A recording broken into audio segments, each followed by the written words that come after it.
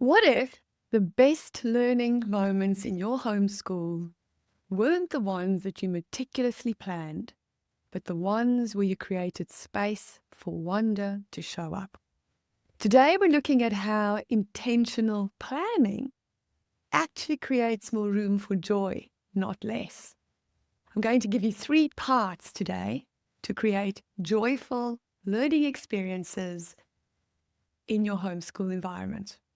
Part 1 is the planning paradox. Now, there's a misconception that planning equals rigidity, but really planning creates freedom. What? You might be thinking, that doesn't make sense. Well, stay with me. In last week's episode, I spoke about how routines help children become independent. Well, routines also give you space for curiosity. A routine sets you up for success. But your routine also needs some planning on your part. Take your morning basket routine, for example. It anchors your day, but it leaves room for curiosity. You don't just slap a few random books and a poem in and you hope it's going to do the trick. No. You carefully consider what you'll be teaching for the next week. Perhaps you're focusing on a theme, or perhaps you're following your child's interest in bugs, for example. So the books and the poetry and examples of art for the week or the theme about bugs that you choose all have something to do with that. And then the conversation goes from there. You can be spontaneous. Maybe you decide together that you're going to go on a bug hunt, perhaps in your backyard, or maybe you're just going to hop in the car and go to your nearest forest or your nearest bushland to go search for bugs. And then you turn that discovery into a unique inquiry project to learn more about the critter's habitat, its life cycle, its diet, and anything else that comes up. Part 2 are the 3 joyful elements of learning. The first element is rhythm over schedule. There is a difference between clockwork and flow. Recognizing children's learning patterns is really important. In general, most children are fresher in the morning, so mornings are the best time for thinking work. And then when there's that shift in energy, then maybe you move towards more hands-on tasks. The one thing that really irritated me about traditional classrooms is that you would just be in this beautiful state of flow. Children are engrossed in their learning, and then the bell goes. Or it's time for them to go to sport or whatever else. When children are in that joyful flow state, stay with it. If you had a math lesson scheduled for 10 a.m. and now you see that your kids are engrossed in finding facts about dung beetles, stay with it. Later on, you can do the math lesson that you prepared. And this matters because children learn to recognize their own learning patterns. Element 2 is built-in wonder spots. This is to intentionally leave gaps in your teaching for curiosity.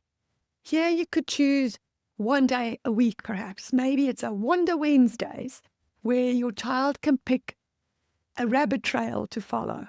Or maybe you have a question or a wonder jar that guides your Friday afternoon explorations.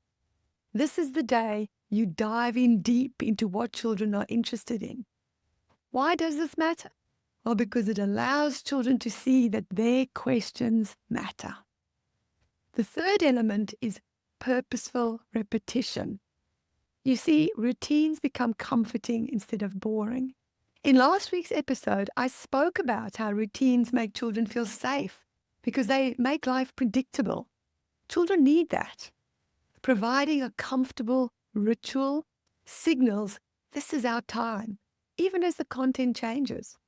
For example, reading aloud after lunch every day. It's a time where everyone gets cozy and listens to you read a story or a chapter from a book. Or if your children are older, maybe it's a time where everybody tucks into their own book, including you. And what this builds is anticipation, connection, and a sense that learning is woven into life. Part 3 is putting it all together. Here's your quick framework.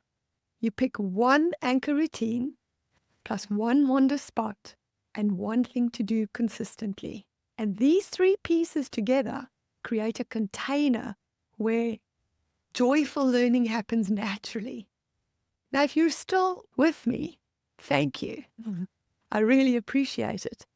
But you might be now wondering, oh, this sounds great, but I actually need help building this in my home learning environment. Well, I've got something special just for you. Starting mid-January, I will be offering an 8-week group coaching program designed specifically for new homeschool parents of K-2 children who want to create sustainable, joyful learning rhythms. Together, we'll explore tools and strategies to help you meet curriculum requirements, any curriculum. We'll design routines that stick without feeling rigid. We'll create space for wonder while covering what matters. And we'll learn strategies for sparking curiosity, the foundation for joyful learning. And we'll troubleshoot what's not working with real-time support.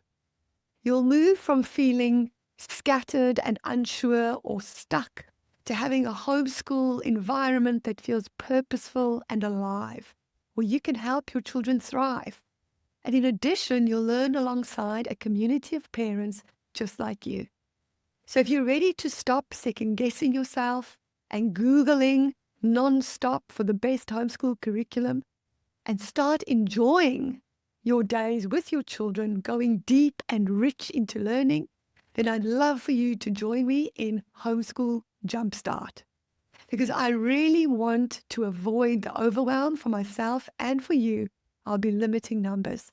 So get on the waiting list now.